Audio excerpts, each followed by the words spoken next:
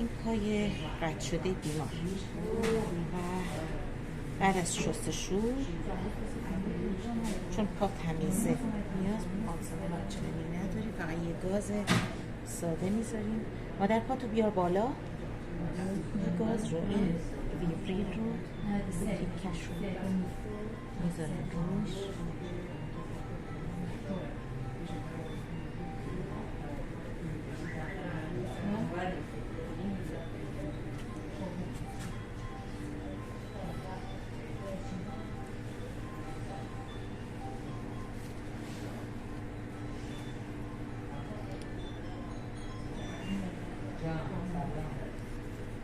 اینجای بیمار باید به صورت لوزی بشه